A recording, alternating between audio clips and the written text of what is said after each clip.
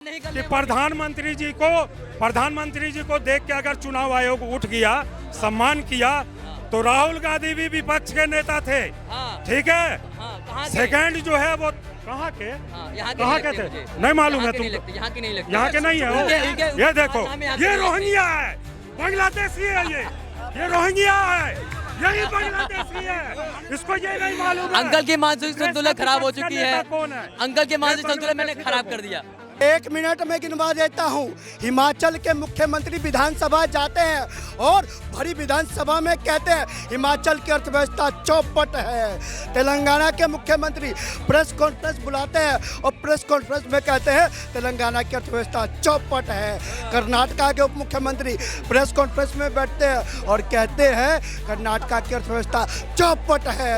और पंजाब के मुख्यमंत्री अर्थव्यवस्था ना बता पाए, जब बाहर आता है तो बीमारी का बहाना बनाकर हॉस्पिटल में लेट जाते हैं।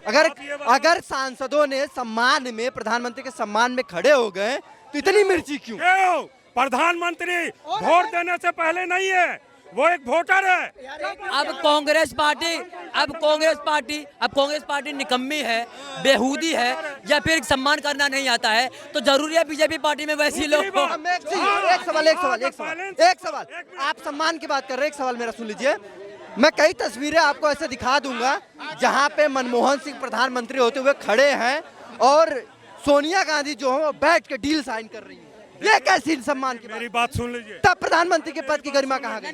मेरी बात सुन लीजिए। वो प्रधानमंत्री है और सोनिया गांधी अध्यक्ष थी, अध्यक्ष है पार्टी की।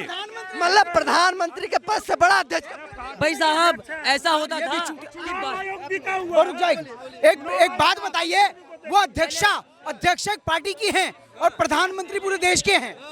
देश से बड़ा पार्टी है, पार्टी से बड़ा देश है। असली चोर सुनो, नकली सुनो, जो असली चोर है, जो आज बीजेपी पार्टी को चोर बोल रही है, उससे बोलो कि असली चोरों को बोलो कि पहले डिसाइड करो कि भैया चुनाव आयोग बिका हुआ है या फिर ईवीएम हैक है या फिर पब्लिक सच में मोदी को पसंद करती है, उसको वोट देती है।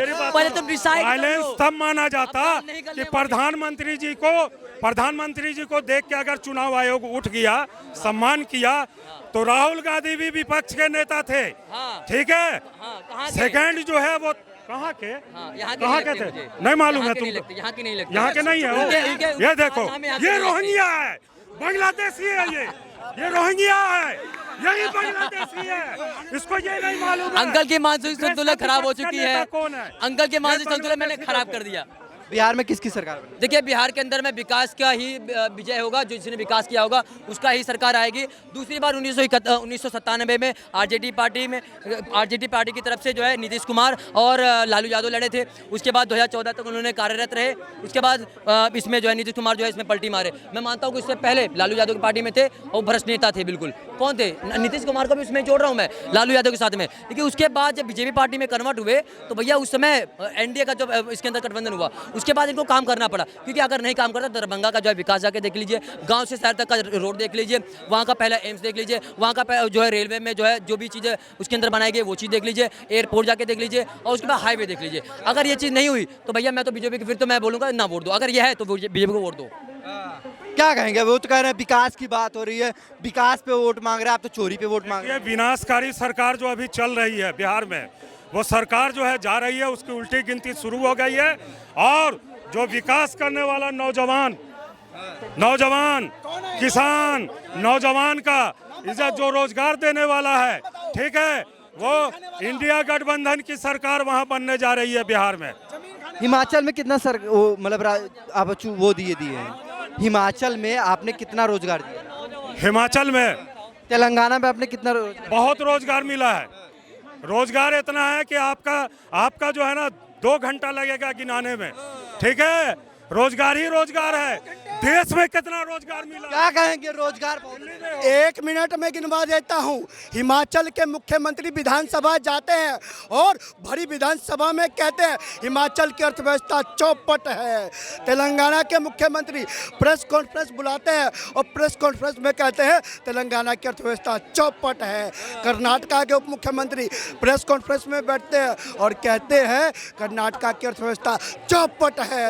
और पंजाब के मुख्यमंत्री अर्थव्यवस्था ना बता पाए, जब बाढ़ आता है तो बीमारी का बहाना बनाकर हॉस्पिटल में लेट जाते हैं। कहाँ गए जरा ढूंढ के लाओ।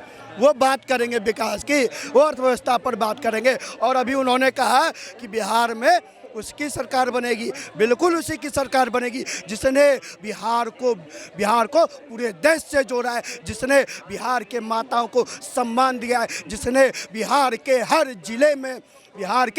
जिले में पक्की सड़कें पहुंचाई है, जिसने बिहार के हर जिले के हर गांव में नल से जल पहुंचाया है, जिसने बिहार के हर जिले के हर गांव में बिजली से जोड़ा है और लालटेन की रोशनी को हटाया है। बिहार में उसी की सरकार बनेगी जिसने बिहार से जंगल राज को साफ किया है। बिहार से सरकार उसी की बनेगी जिसने बिहार से विकास को जोड़ने का काम किया। बिहार से सरकार उसी की बनेगी जो made in Bihar south Africa की धरती पर कहलाता है भैया। इसलिए कहते हैं बिहार में बहार है, फिर से नीतीश कुमार है। मैं तो चैलेंज करता हूँ इन टट्टू पंजुओं से, इन चमचों से चैलेंज करता हूँ, आप चले जाओ 15 साल लालू जी के एक काम गिनवा दो, एक काम। अरे भैया काम तो कुछ नहीं हुए, लेकिन लालू जी के पास हजारों करोड़ की संपत्ति आ गई। क्या कहेंगे, किसकी सरकार बना रहे हैं बिहार में? बिहार में नीतीश कुमार तो आने का नहीं, बिल्कुल। फिर किसकी? नीतीश कुमार नहीं, नीतीश कुमार आएंगे भी नहीं, सरकार में रहेंगे। जो नीतीश कुमार नहीं आएगा, तेज प्रताप यादव की सरकार आएगी बिहार में, क्योंकि सरकार उसकी आएगी। नीतीश कुमार है वो हर बार बीजेपी से गठबंधन कर लेता है। वो तो लालू से भी गठबंधन कर लेते हैं। वो लालू करने का नहीं ना, बाबा लालू से करेगा, फिर जा बीजेपी की चद्दर पहनता है ना, बात ये है। इसलिए नीतीश कुमार की बिल्कुल नहीं आएंगे। बिहार में काम है नहीं, जो बिहार के लोग दिल्ली में आ रहे काम करने के लिए। भाई साहब आपने बोला किसकी सरकार आएगी, इन्होंने कहा जो नहीं है नीतीश कुमार उसकी आएगी। उसके बाद जब दोबारा आपने पूछा तो कहते हैं तेजस्वी यादव, इनके ये इशारे थे, मैंने नहीं बोला, इन्होंने करा है। शायद आपने भी देखा होगा तेजस्वी यादव ऊपर नीचे दोनों वो देख लिए रिएक्शन।